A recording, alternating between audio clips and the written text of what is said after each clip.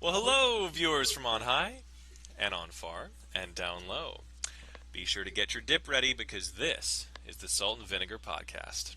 I'm Salt. Thank I'm you so Dylan. much. And he's Dylan. And the lovely and in the picture here is tonight's guest. Now, the guest is a familiar friend returning once more, but let's please give them a warm welcome again and allow them to introduce themselves. And from the comfort of your own home, we bring you an exciting episode. I don't know why I said it like that. Welcome aboard, Dylan. Hey, what's up? I don't know if I'm supposed to say anything else, but that's all I got. That's all we need. Beautiful. All right. So real quick, Dylan, could you tell us what you do? Oh boy. So, I make music. I apparently stream now, and that's kind of it. And I also post a lot on Twitter, far more than I should. That is sounds about right. I think anybody who's on Twitter posts more than they need to. I will I had a completely agree with you. Twitter, Did you Yeah. get but rid I of it? deleted it. I had a Twitter, a tweeter. I had a Tweeter. Twitter, but I deleted it because I got bored and because I just saw a bunch of people like do mediocre film reviews like they were like Quentin Tarantino, and I was like, I can't do with it. I can't do this. Yeah, Quentin Tarantino, dude. You know he likes feet. He Anyway, Oh loves yeah, he does. feet. He really He does. loves feet. so for the first topic tonight, yes. So right away, I wanted to say that the overall theme for tonight's episode, the first episode, of course, of the Salt and Vinegar Cast, is going to be about music. Um, Heck yeah. Heck yeah. And it totally works because we're all music geeks. Yeah, I was going to say music nuts and music geeks, and it was about to come out music guts, and I'm like, uh oh. Nice. So the first topic point I had was I guess I wrote feeling like a conduit with music and how criticism feels like collaboration. Um, so I guess I could break that down um, into I guess that's kind of two parts. One, something that's very lofty and spiritual, and one that's a bit more like run of the mill and abstract. I guess I'll start with the second part first. How do we all feel when we take? And I guess mainly this is a question for Dylan. Um, how do you feel when you when you get criticism on your music? Oh man. My first response is anger. And I have to stop and just remember that it's music in and of itself is entirely subjective, and it doesn't at all really matter what anybody else thinks as long as I like it. So once I've processed that, then usually I try to see if there's any actual like good like constructive criticism in it, as in terms of like the songwriting or the mixing or whatever. And I try to take that. I try to be as positive about it as possible, but it definitely is extremely frustrating at first. For sure. Yeah, I wrote that first question down because I personally like to think of criticism as collaboration. I'm so driven to make songs and music that I don't care what anyone says. Um, like I have, it's not apathy, but I just want to make music so much that whenever someone has any like discrepancy, um, I just am like, okay, cool, thanks. Like I don't know. I guess I'm sort of the opinion of like any PR is good PR, kind of sorta. Mm. Eh. Um, I think what helps is like when like once you get past like the initial like rustling of the feathers of someone giving you criticism, you actually be like, do they have something like interesting to say about it, or is it just like they're being an a-hole? Because some True. people like are just like a-holes about it, and they're like, the beat is too beaty, and it's like, okay, well then go listen to something that's not has a lot of beats. Or if they're but if they're like, hey, the beat is overwhelming your voice, maybe tone it down, and then it's Yeah, like, oh, And I think that's what can really inspire people, like with country. Um, just the way that they write their lyrics and how the story is told throughout it, I think is amazing, which is way better than most pop songs. But then pop has like the best production out of like anything, and then you've got rap that has focuses mainly on the beat and the percussion, and yeah, it's just crazy. You never know like what's gonna hit you and how it's gonna hit you, so kind of listening to everything and seeing what jumps out at you. that's totally true, man. The other day, at my old job, um, they were playing a song just in the background radio, and it was from this band because I Shazammed it. Like I was on duty, but I still like whipped out my phone and just held it up to the ceiling, Yeah, and it was this like '80s kind of disco song from I think it was they were called the Doobie Brothers, if that's right, yeah, and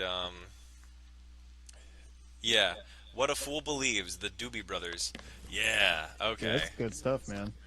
And because it was kind of like sort of kind of your typical '80s disco song, but it sounded just a little bit more distinct.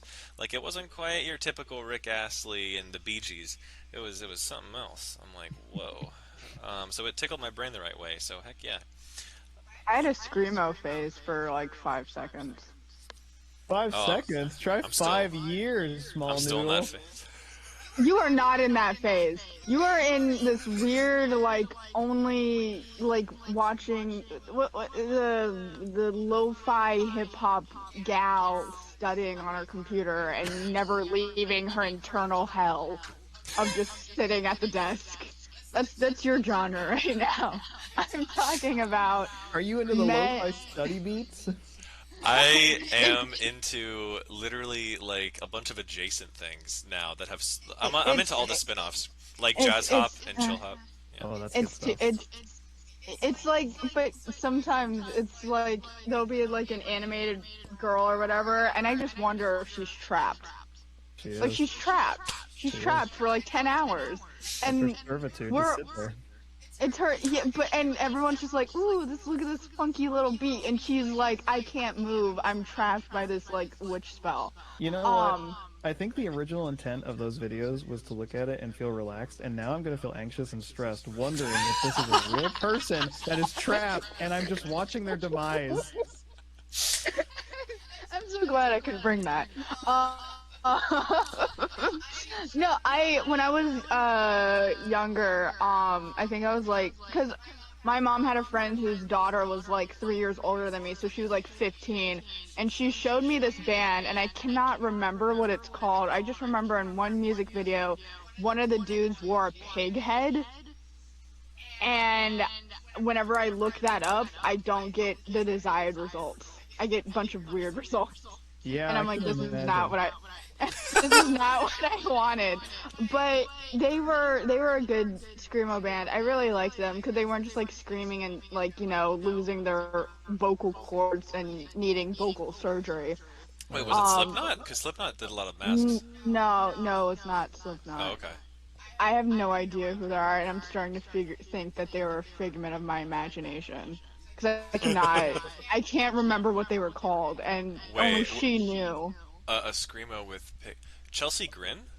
No, Oh, no, okay. no. It was a band of four like skinny, scrawny dudes who wore skinny Yeah, jeans. Oh, they this was all like on are. the scene side. Okay. Like I can't remember what it was, but I liked them for a while, and then when I tried to venture out of them, they all I heard was just a bunch of screaming, and I was like, this is terrifying, and I went back to like them because at least they had lyrics. Like it wasn't just like four dudes in a studio just screaming into their mic and getting all their anger issues out, Yeah. which is What most screamo. what's music for, dude? If not that. So what are some of our favorite bands right now? I'll go ahead. Start with Dylan, and then we'll go Smalls Noodle. And I actually won't answer this one because I don't really What? have favorite bands right now. I have like actually not true. You Whatever. have I'm going through a boomer phase. I like Sting and Phil Collins. Oh All right. my oh Lord. gosh. Yeah, I'm leaving. He no, see, Dylan, this is what I have to deal with like 24/7. I had him talk to me the whole day yesterday about Sting, and he's like, you know this but then I'll show him like some song and he'll be like, "Oh, it's not Sting. It's not the woman trapped in lo-fi hell." Man, dude, you sound like me when I went through my Mac DeMarco phase, bro. Oh my Yeah, gosh. that's Oh what's my up. god. Yeah, anyway, so sorry to steal the mic, Dylan. You can.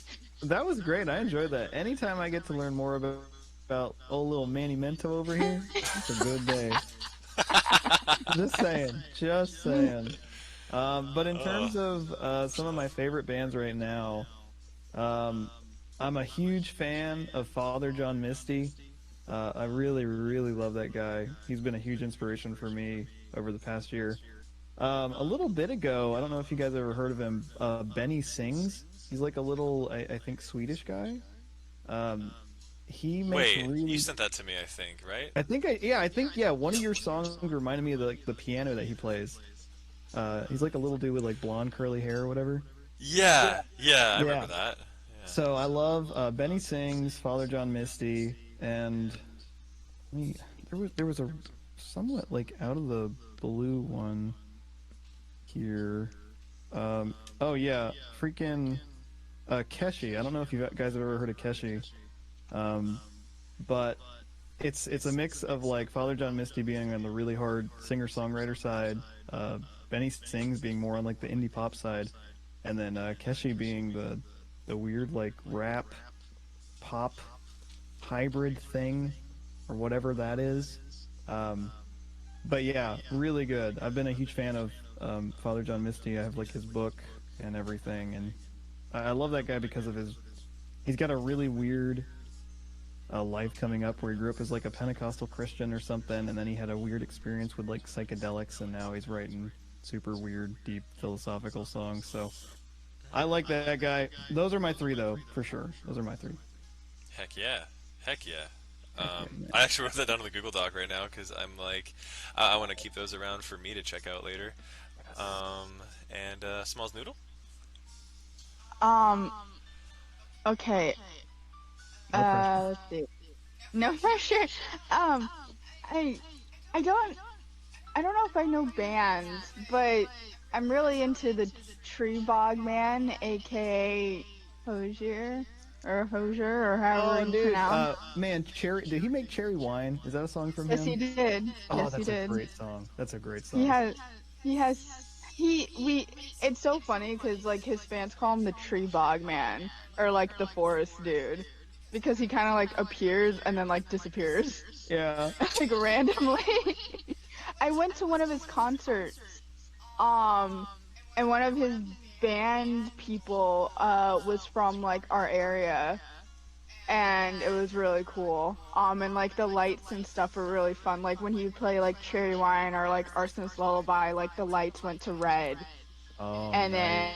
then like in other songs it was like blue, and it was very like atmospheric, and I thought it was a good touch. I thought that was a good sign of a musician who like Yeah. knows how to match like the lights or whatever, because sometimes those things are like so bright and I don't understand it. Oh, yeah. um but I like him.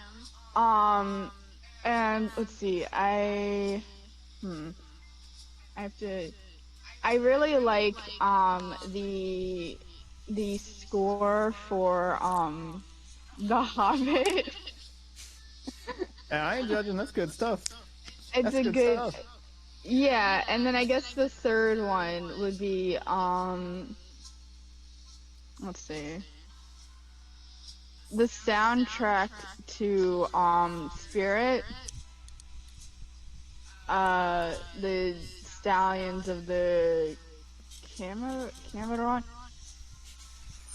This is that the one that has like is the picture of like a bunch of horses? Yeah, it's a bunch of horses. It's the guy, the main character is a stallion horse voiced by Matt Damon, which I found out, and it was very Whoa. interesting for me. I I didn't remember know how Matt to Damon feel was a about it. horse. I didn't know he Those were was the a good days. horse. I didn't know he was a horse. Now he's like talking about how his daughter schooled him in not saying the F slur. That's now what he's known for instead of his years of work. Wow. Ferrero Wow. Rocher. And then all of a sudden an article came out with how like his daughter told him to not use the word that British people call cigarettes. And I was like, it took you until 2021, sir. Your Yeah. daughter had to school you in woke what? And then he like That's went on true. a whole like thing like backtracking, and I was like, no, no, no, that's out there now. It's on the internet. Dang. Anyways, Oh I no, have, totally, totally. I have, No, it's I fine. just, You live and you learn, and you leave it out there as a testament to be like, hey, I have grown past that. Like my old Minecraft videos, I said that word a few times. what is this? What What? is No, this information I'm no, no, no, learning? no, no. You're not learning this just now. I actually showed you my old. Remember when I I don't, showed I you? don't. I must have Oh been my drinking a god. drink in your room. I don't remember No, this. we were in the car and we were driving Oh, back. we were in the Yeah, car. I don't yeah, remember that. bro. I've We been in were a in my car since. car and we were driving back to my house, and I I showed don't. you this old Minecraft video that I did, and I busted out that old word. And I I was like don't. 15. I think it was 14, 15. Anyway. Okay, but no, this is a grown man in Yeah, his like 50s. yeah, yeah. Heck yeah. Minecraft. It just comes out. That's right. That's true. Poor Dylan has to, has to sit here. Me not remembering couple, just couple things, It's Don't okay. don't remember any. Um, So actually, the next question was actually one that Dylan wrote. Um, if Hey, I mean, if Dylan here pulls up our script, wink wink, oh, he'll I've had it open, baby. he'll see number six. Um, Revelations you've had about music I don't know creation. why I thought this said John Mulaney. That's Um, it's Misty. It's not John Mulaney, and I don't know why I read that. so can you go into what this question was? Good sir. Yeah, sure.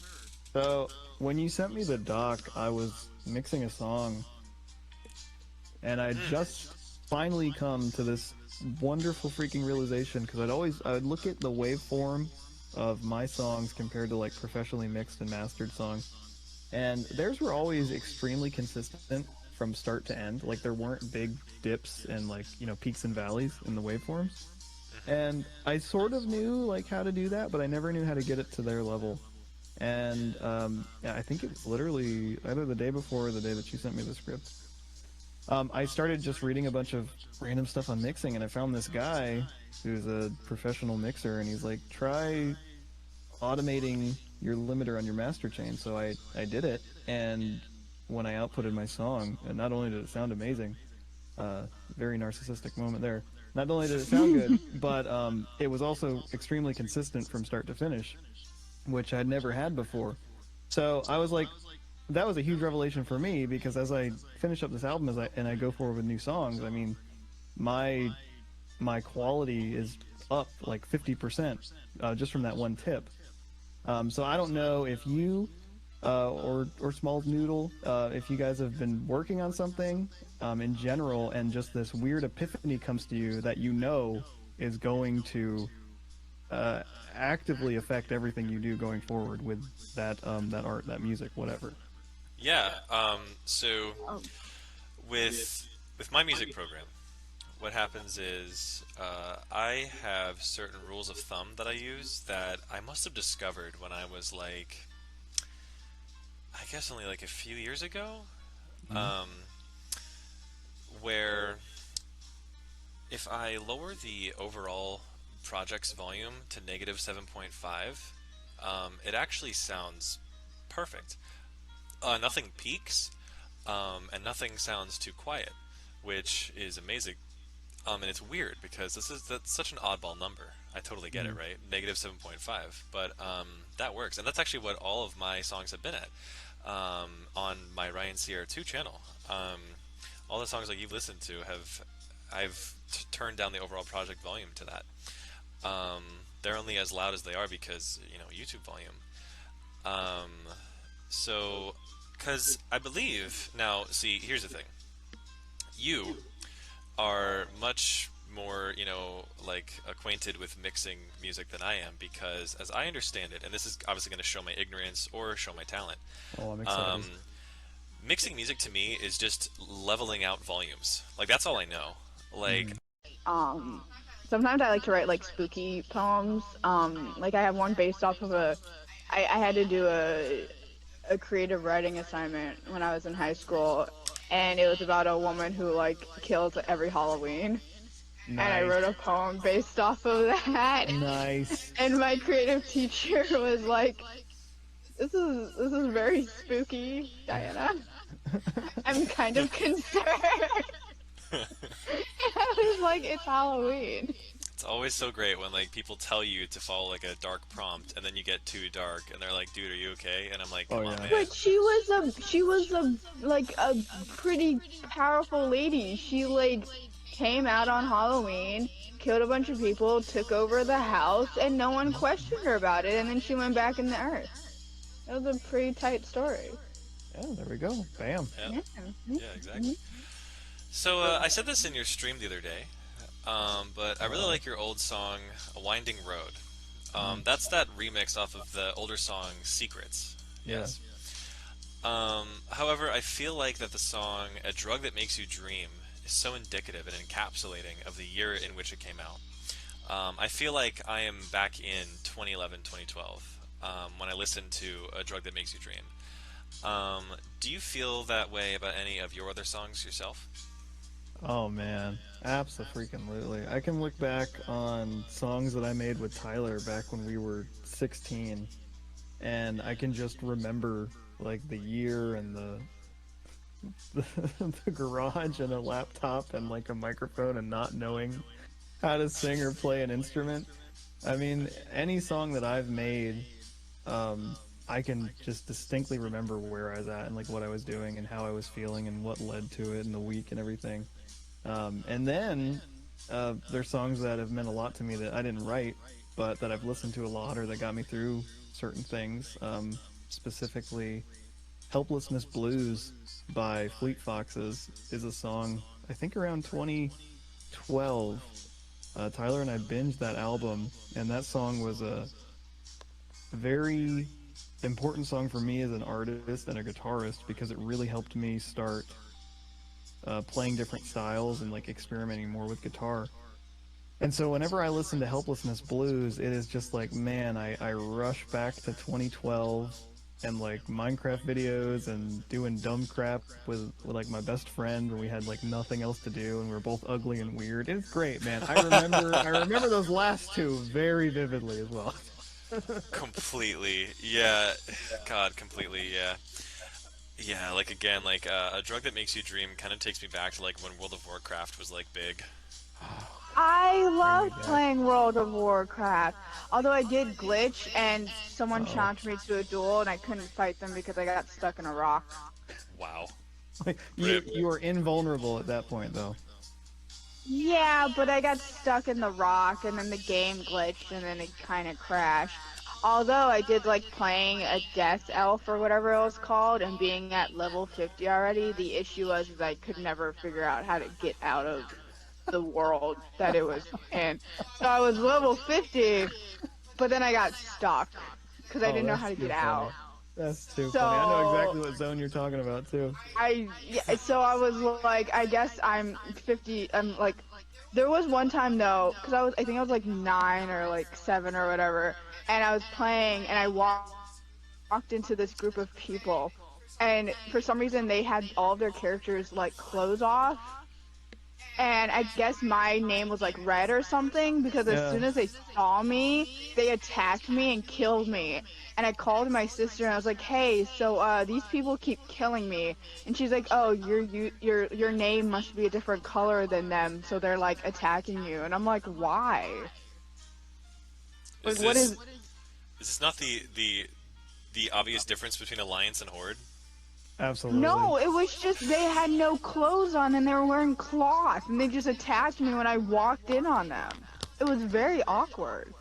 Skeleman gotta get his rocks off somehow. But you don't have to I'm kill me for crying from that.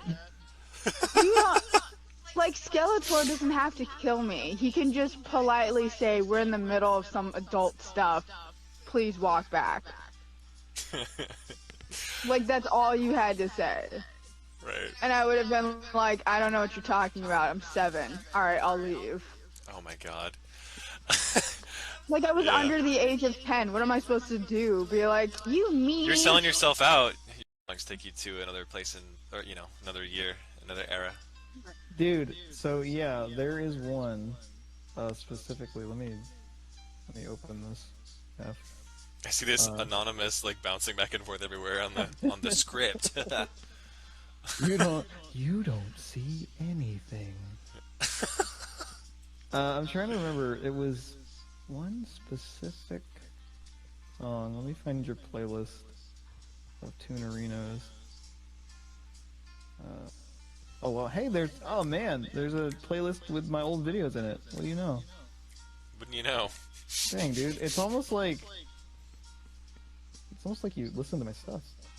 It's so crazy. Almost. A Whatever little gave that hint? That little clue. Well, it's only been recently that I realized that little Manny Mento watches my stuff. I thought he just kind of hated me for the longest time. I had no idea how we got connected. Definitely not lying at all about that. What the hell? I understand that because to be fair, when he showed me his old channel, I completely would have been I would, as the young kids say, would have been a hater because Wow. he was very cringy. To be fair, he was young, and so it was cringy in itself. Looking back at it now as an adult, but like, I mean, those videos got cringy like 2 years later. Like I would show my friends, and they were like, "Brian, I love you, dude, but you can't be showing me this shit." Like, no. Here's the thing: you made YouTube videos. I wrote fan fiction, so I guess we both yeah, had those times. Oh, yeah. oh wow. Oh wow. Yeah, I'm I in this call wrote. with a bunch of dorks right now. Oh my gosh. To be fair, I wrote stuff about The Hobbit because that was like my big obsession for like Uh, I went into the movie theaters.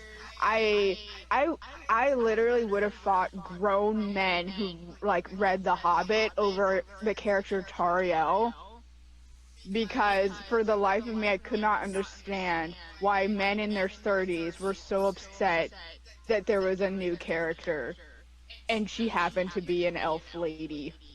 And so I was like, I will fight you to the depths of hell, sir. I see a woman character, leave me alone. You mean the depths of Moria? Anyway, that's I right, no, man. well, it's something, lava burning. That could be a skincare for the orcs, is them like dipping their face into the lava. Pretty activated good. charcoal rub. Like, Yeah, Yeah, just like yeah. clear their skin because it looks very oily, and it looks like they get a bunch of acne. It's not the point of what we're talking about, but I'm getting really into that. Anyways. I like it. I like it. I've never thought about orcs having like acne issues. Maybe they sell like specific orc acne medicine, and maybe this Orkney. is going to become a new thing. Which would be really Hopefully, neat. I mean, it's just like it seems like when I was, it seemed like in every fantasy like movie where like it's like medieval non-specific time period that they're obviously drawing from that the characters don't seem to bathe, and it concerns me because I know they smell like bean farts and they don't brush Nice. their teeth and they don't brush their hair. I don't understand how, like, they have knots in there. I know they do. Yeah. And they don't wash their face. So it concerns me on a very deep level because that's half of what's in my brain when I watch it. Especially with how curly old medieval European hair was. Oh yeah, dude.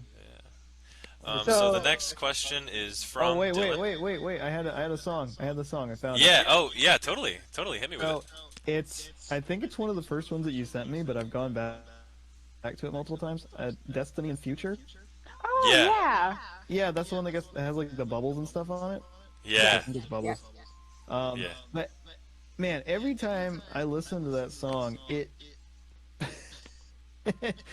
distinctly reminds me of playing Time Splitters 2 on my PlayStation 2 back in the day. Something about the synth in it just reminds me of playing that game. And I know that's really weird. It's meant as a compliment because it's one of my favorite games of all time. But just it reminds me so much of this like idyllic, childlike wonder, I guess, whenever I would play that game. So I love it. It always makes me happy to listen to that. You're such I'm a so Gen sorry. Zer. I'm so sorry, Manny. I'm gonna have to fully agree with how you feel on this one. It's not my fault, okay? I Yeah. I listen to music, That's and I put it into little playlists. I kind of separate it, and then I just I the first thing I think about when I hear the words Rush is Alien AJ Rush or Big Time Rush. Those are the two things I reference, so I don't know who Rush singular is. I know Rush song and Big Time Rush. yeah. Oh Well, man, that's Manny, I'm sorry. good. God, I know. I'm trying not to just end it all. No, I'm kidding. What are you? But What? um, What? no. So, first of all, I get Ali and AJ mixed up with this. I get them mixed up a lot with this old show that I used to watch called Austin and Ally. I don't know No, if did you ever no. watch Why Austin would and you Ally? just don't disgrace them like that? I used to actually watch Don't. Austin and Ally whenever I was in Florida. So there's that. Why would Oh you disgrace them like no. that? Oh no, I remember this, Yeah. Why man. would you disgrace Allie and AJ, the one of Oh the my god. pinnacles of Wow. why would you do that to Yeah. them? Austin and Yeah. Allie, bunch of you know that I think the guy who no, I think that's Lemonade Mouth. One of the redheads went to jail for armed robbery. I Lemonade can't mouth. remember. It was Lemonade Mouth. Yeah, the guy went to jail for like armed robbery. He couldn't deal with the fame, I guess. He just had to commit, whatever. It's fine. Yeah. Yeah. You have a fun life. Um, Breaking Bad. Yeah, come on now. Breaking Bad, real world RPG. Oh Uh, no. it's. I mean, it's not. I have certain like associations with like different words. So like I'm not like I I Gotcha. don't. Yeah. Yeah. Yeah. So Rush themselves is this old progressive rock band from like I believe the 70s and 80s. Do they have a drug Um, problem? Why is their name called Rush? Oh, they probably did. Probably. No. They had Okay. their whole thing. At least when I first was taught about them back in early high school. Um, they have a drummer named Neil Peart, who's like this big famous drummer. Oh Um, yeah. yeah. I don't know who that is. Yeah, that's all good. Okay. Let's see. So, anyway, the next question is from Dylan. Oh hey, what's up? I did that one.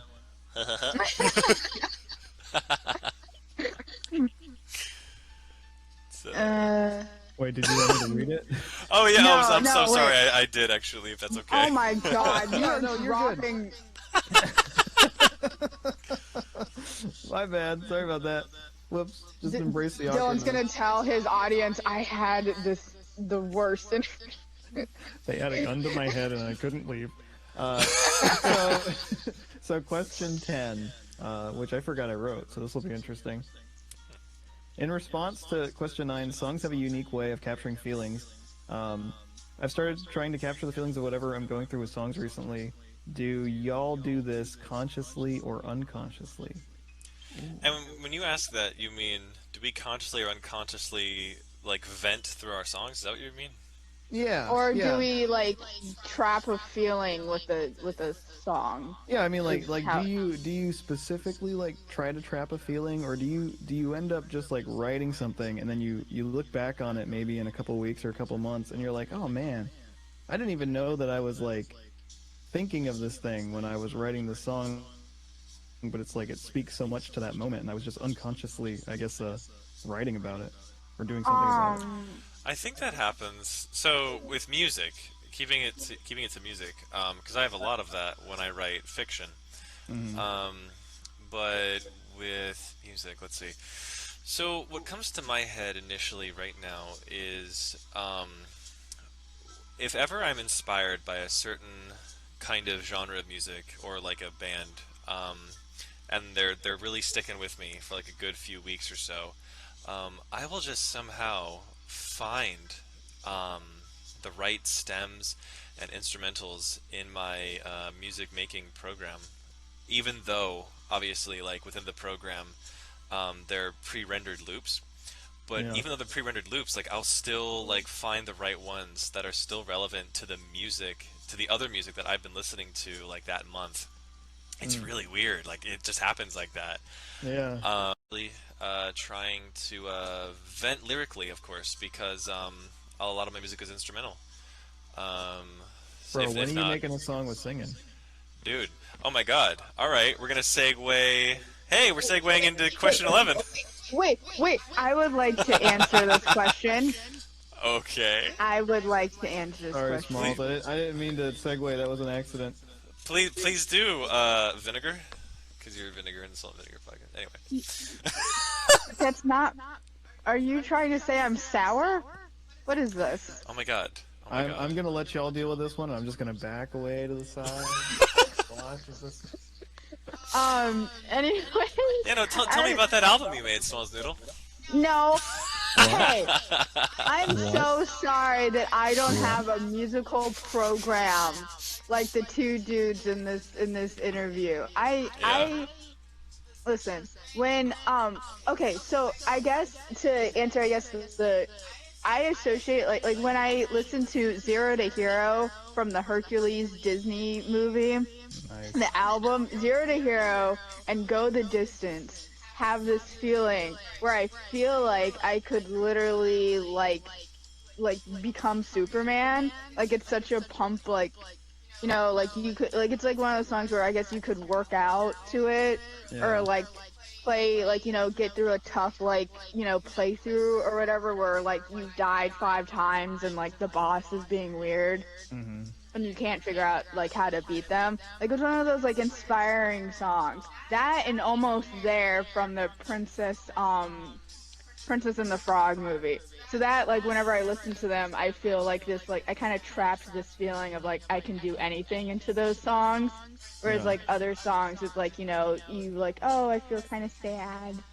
And I don't know if I do this. I probably do this like unconsciously, but like yeah. So how does Anyway. that affect your writing? If you read any poetry, as you said Oh, like earlier. so I go to those songs, I go to like those specific songs, and I'll like spend 5 minutes skipping in the playlist until I get to the certain song, so that I can write how I feel currently for that like fictional chapter or for that poem, and I won't like write until I find like the exact thing that matches like the mood that it's in.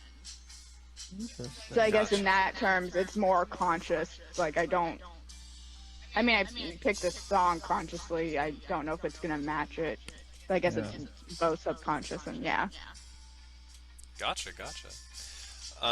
Well then, so thank you, Smalls Noodle, for that. Thank you. I mean, Vinegar, the co-host Vinegar. Oh my, Um, just my identity is unveiled. At this point, oh no, my girlfriend's a bottle of vinegar. oh Oh my god, no. I've just I've distilled. They do that with vinegar, right? I don't know how vinegar is made. Is it Hey, distilled? sounds good to me. I'm gonna Good. agree with you. That's a good question. So going from Dylan's segue, um, Yeah. we both seem to lean more towards instrumental music. Is there any reason why I've chosen that? Have I thought of adding vocals or dabbling with singer-songwriter? So here's the thing, and I was thinking about this the other day to prepare for the answer today. Um, my thing with singing is that I actually have a terrible time mixing my vocals. I do not like. I don't think I'm a terrible singer. Smalls Noodle, am I a No. terrible singer? Okay, I've actually helped and critiqued you on this in the past, so I feel like I'm a great expert on this. Yeah. The thing that he has trouble with is he has a he has this thing where he makes the background, like the percussions and stuff, Hmm. be louder than his vocals. so then it doesn't mix well, and then it's kind of like this jarring like thing, or his vocals will be too high and the background will be too low, and so it's like this mix that he's got to work on to where the background is high enough to you can hear it, but not low enough to where it's not being like you like not Yeah. like well mixed Yeah. or whatever. So Yeah. I would like to think that I have the cadence You do of have a good voice. I have what they call a head voice. It's like a head or a chest voice. I have I don't know.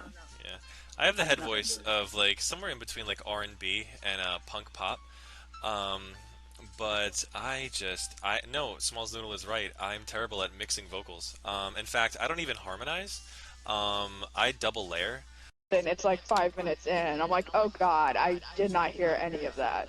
You're peeling potatoes and you forget where you are. I forget where I am in it. So I feel like for me, like, you know, listening to like scores from like games or like movies, I guess more of my like instrumental thing. Because I'm like, oh, I remember this part in Wonder Woman Hmm. where she's fighting the Nazis. This is a good this is a good time. Oh, speaking of that, speaking of scores in movies, let's jump right into question 15, which you Oh, also had, Smells Noodle. Can you go ahead and read that? did we just skip oh, did we Yes. skip 14? Yes. Okay. Wow. I'm Wow. crying right now. Think at least someone feels for me in this call. Jesus. What can I say? I'm salt, cheese, What is vinegar, what right? is what is OTS? Did you add that? Original I, soundtrack. oh, I don't know what that. Oh, okay. I That's mean, another way I to say the score of like a film. don't. It's a score. Leave me alone. It's Leave like me the alone in score my of video terms. games. Okay. Original score track. Can I get to the question? Nope. Are you just gonna tell me to say a different word? Um, do you? So I guess the question is like, do you feel like the score of like a game? Cause like I feel like music adds a lot to like your game, like to anyone's gaming experience. Um, and so I was like trying to see if like you guys feel like if like the score of a game like adds to you saying, "Oh, this is such a great game," or "This was such a great game," and like you kind of like, or if is it just like a key factor in making like a great game like great, if that makes sense, or like music or not movies like with that, if that makes like any sense, and if like the music you see in like a trailer like kind of makes you want to play the game as well, because I see that in comment sections where Mm. people are like, oh, this music of this game makes me want to play it. If that made any sense. Yeah, so I think the question basically could be summed up as Yeah. does a game's or movie's score or OST connect you Like, more to yeah, the and game or make the it movie? like make when you say it's a good movie, does like the music factor in, or is it like the music that makes the movie great or game great? Which I would say yes. Simply. Oh yeah, absolutely. I mean, there's tons of studies about how music just connects emotionally with people. How you can almost elicit a certain response out of people depending on the scale and the key that you're using, which is insane to me when you think about it. I know for me, um, I've never really listened to game soundtracks outside of games. That's just something I've never done, which I sometimes think is weird because I'm a musician and I feel like I should like that.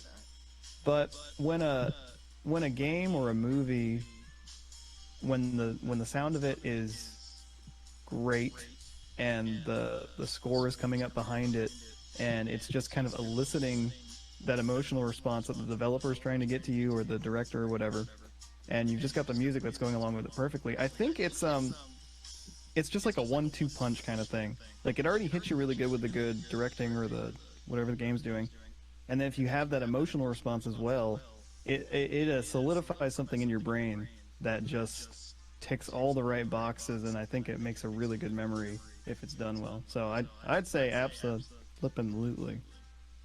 Yeah, 'cause like sometimes like I'll hear like I'll like I'll hear like a score of like the game or whatever, and I'll kind of feel like that this is a great game after all. Like this is pretty good. Like not just the dialogue and the story, but the music actually really helps me enjoy it. So I was Uh, just like, it was one of those questions, I guess, because very music related, and I was like, I, I was very curious, very inquisitive. Um, Um, that's yeah, man. So piggybacking off of that, what's your favorite song from the Pokemon games, Dylan O'Reilly? And so you know the two brothers Romulus and Remus. Elder yeah. Scrolls is the alternate universe where Remus kills Romulus, and Remus like takes like the throne of making his own civilization. Because in Elder Scrolls and early on, there's a era called the Raymond Dynasty.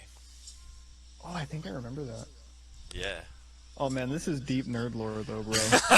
exactly, I'm gonna be straight with you, man. This is deep nerd lore. exactly. um, So, anything else regarding music that Dylan would like to mention? I'm sure there's got to be a lot. Oh, I mean, I could go. Yeah, I could talk forever about music. As far as I can think, there isn't anything too much. Well, I guess actually, how many? Let's talk more about your album that you're working on, your EP or your album. Like how many songs do you got? Do you have any idea of how many songs you want to do? Is there like a theme to it? Like what inspired you to start working on it? There you go. There's 4 questions right there. That's pretty good. That was more than I did for the rest of these. Right? Um, oh God. No So pressure, Ryan. I only remember two of them. Let's see. So it's how far am I into the album? Yeah. So far I've got three songs. One of them is going to be a proper 2 minute song because my are you my gonna songs are two actually minutes. tell me these? Well, yeah, of course.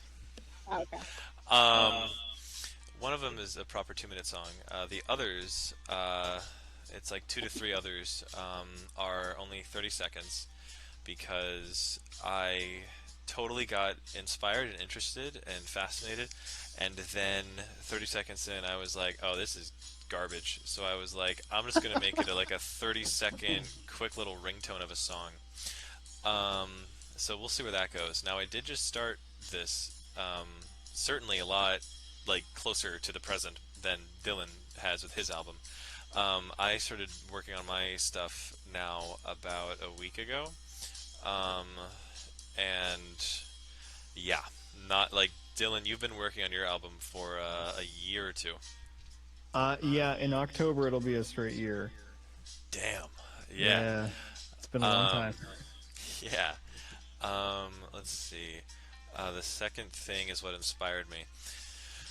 Genre combination, right? Like from earlier in this episode, Hmm. the combining of genres. I am finding that one of the things that I think is so fun to mess with now in my music making software is taking the melody of one genre and the percussion of another, and then you throw them together, and you're like, oh, that doesn't sound half bad.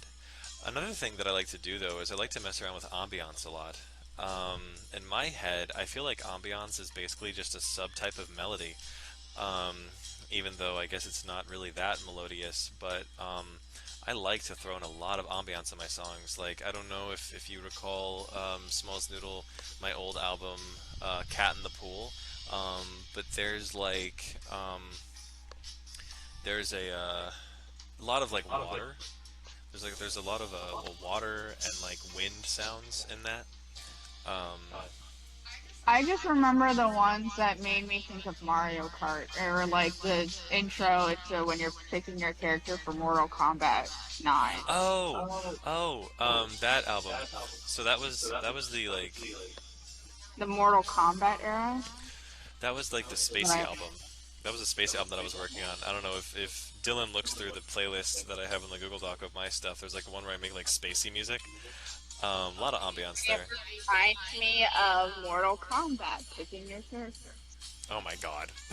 Hey, I like Um, the game. It has substance. It's but a good game.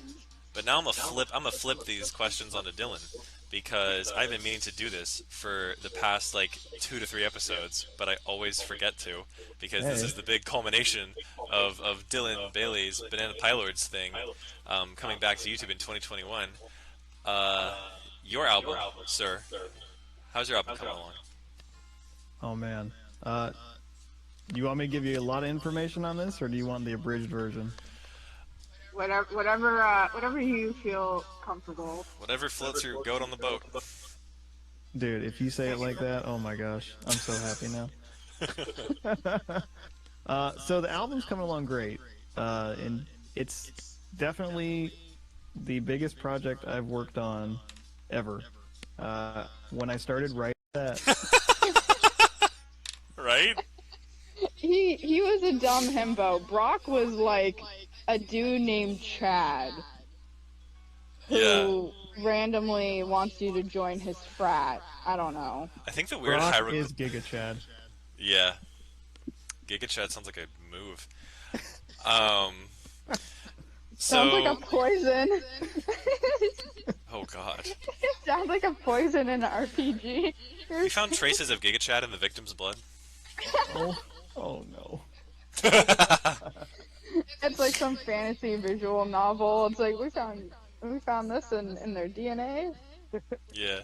Let's see. So, way at the beginning of this episode, Dylan mentioned something about how YouTube copyright striked his own music. Can you go into that? Or, Oh yeah, no, that's no problem. So I upload all my music through a site called TuneCore. That's how I get it on like Spotify and Apple Music and everything. okay. So like in 2015 or 16 or something, I don't remember exactly when, but when YouTube started doing the really hardcore audio monetization, where YouTubers were getting flagged left and right for whatever audio clip they were using, uh, crazy time. I didn't have any issues with that, surprisingly. Like if I did, it was maybe once. Uh, but over the past few years, especially while I was dipped off of the internet, not really doing anything, I'd get random emails from YouTube, and it'd be like, "Your song, A Faint Memory, has been received a copyright strike." And I was like, "Hold on, my song received a copyright strike?" And I'd go and I'd look, and it was from the site that I'd uploaded my music on. And I was like, "Hold on, that's the same place that I paid them to put my music up." And so then I had to like Oh, I had to wow. contact them and everything, and they were like, "Man, you need to whitelist your channel." And I'm like, "My channel is whitelisted." And they were like, "Oh, well, let's hope that doesn't happen again." And it was just the weirdest thing. So YouTube's like monetization thing has been hitting people like crazy, and it's just weird to me that even though I've like whitelisted my channel, it'll still like hit me every now and again. It's just so weird. So I guess they're really vicious on that nowadays. So So it's not I don't really know, man. YouTube, it's this other site called Chiptunes or something? Well, I but don't know. YouTube does this too, though, that they'll like randomly. It's been hitting different That's why like a lot of commentary creators who like review movies don't show a lot of the clips of the movies Yeah. because they've been getting hit there, and like someone will be like, "I'm so sorry," like they'll be like, "Oh, I may have shown too much," and like this tube thing, and then and you'll hear them being like, "Sorry, no video this week because I gotta fight, for fair use." Oh yeah. And Mm. it's, sometimes the video gets released, Yeah. a day or two after that, or sometimes it's a week. I watch a channel called Trin Lovell who does movie stuff. Mm. I saw a video of hers that then ended up getting taken down for copyright, but I saw it before it got taken down, so I was like, "Ooh, I saw some special content." And then she was like, "It got taken down for copyright. I'm in dispute with you too." And I was like, "Oh no, I can't go back to finish it." Ooh. Because I got distracted. And I saw another video and I went and watched that for an hour about I think Victorian people poisoning themselves with loaves of bread. Nice. That is a big jump. Yeah. That is a big jump that I was not ready for mentally. I send Ryan those videos. It'd be like a cute little video, then a movie commentary, and then it's Victorian people poisoning themselves with loaves of bread. And it's like this jarring jump shift of like different videos. And Ryan, you're over here. You're just like, hey, listen to this really cool Rush song. I just want you to listen to it. And I'm like, no, listen to people in the Victorian era poison themselves with bread. It's actually great. I actually just watched the history stuff that she sends me. There we go, I man. Well, it was about how it's the myth of Rome and Yeah. how like they like one of the popular myths is that they are like descendants of like the people who invaded Troy or whatever. Mhm. And then one was the myth of Romulus and Remulus raised by a she-wolf, which I know that's a myth. I don't know how any Roman person was like, yeah, human baby that didn't get eaten by a wolf. That started. Silhouettes was when I decided to start making that album, I really wanted to prove to myself that I could do more than one thing. Because at that time, I really felt like I was either making a song with a very specific style of like dance kind of trance music, or I was making like a really stripped down acoustic song. And it was frustrating to me because I knew I could do more and I knew that I should do more. So Silhouettes was a response for me to try and make each song unique and not sound so samey as some of my other stuff had. Like that was a big thing with Hollow Man was all the acoustic songs sounded exactly the same. Like exactly the same. You can probably pick out some differences, but like very, very similar because I just didn't do much on them. So with Silhouettes, I really wanted to like dip my hands into some jazz. I wanted to dip my hands into some folk kind of country stuff, into some EDM, into some more like modern house music. Yeah, that was a big thing with me. I really wanted to experiment and try different things, and that's jumping back to one of our old questions. That was a revelation for me at that time. Was that I can do that, and I should do that because that makes an album so much more interesting instead of just having 8 to 10 songs of the same genre. If you do 8 to 10 songs of something different, but they are like meticulously crafted to work with each other. So yeah. Well, that's awesome. Um, and going forward, um, I'm gonna be listening to like your songs, and like you know what, I need to listen to your like fairly newer stuff because I've been stuck in the past for a little bit. Have you not listened to Um, Illuminate? I've listened. No, I've listened to Wow, like all of fake them. fan, Fake fan. fake fan. Hey. So I've listened to, I mean, like all your stuff at least once, but like, especially the bee's knees, right? Because you always play it in your Twitch streams. Stop. um, Isn't bees? Wait, is it? Wait, what is the title again?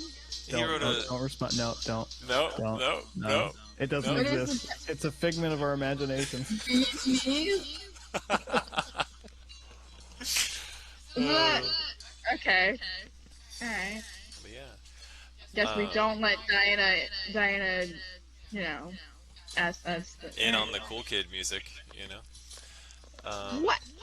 I Well, you listen know, to going forward, here's to music. Here's to listening to each other's music. Here's to, Diana maybe making an album one day. Hey. Well, you'll have to let me Eh, onto the program and give me yeah, the name of the program.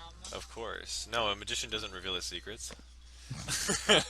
um, and yeah. So with that, um, I am I am Ryan Sierra 2 on YouTube. On Twitch, I am Money Mini Mentor. memento. Many. How many Mentos do you have? Many Mentos. Um, Many Mento on Twitch, and Smalls Noodle. Oh, I'm Smalls Noodle like everywhere. Smalls Noodle on YouTube and Twitch. Yes. I'm also Salt. She is Vinegar. This is the Salt and Vinegar podcast, and the and is our guest. Guest, can you sign yourself off? Tell us where we can find you. Heck yeah, my name is Dylan. I'm on YouTube. I am sleepy. I've got like multiple different names. I am sleepy on YouTube. Twitch, I'm the Goober Smooch. Twitter, I'm Gooby Smooch. Trying to remember all my names here. Instagram was Goober Smooch's Tunes, Goober Smooch Tunes, something like that. I don't remember. But yeah, I'm pretty much everywhere. I am Sleepless, Goober Smooches, and Manny and Small come out to the stream sometimes. So hey, they be chilling. Oh yeah, I'm an honorary mod. I'll That's definitely have right. like list. What? What? He's an honorary I was mod. honorary mod. I'll definitely have listened to a song by Dylan by the time I hop on to the next live stream. You know what? This podcast was going so well, and now I'm not so sure anymore. And obviously, for anyone who's been a longtime fan of Dylan on YouTube, his other channel, his old channel, he recently opened back up after keeping it in a cage for so long. Is BananaPieLord. It's where a lot of his old original "I Am Sleepless" songs first originated. So I say that for the music. I know he doesn't like being constrained by his Minecraft videos, but you can get a lot of the old "I Am Sleepless" on that channel too. Through that, man. And with that, three. Woo! Woo. Whoa. Oh my god.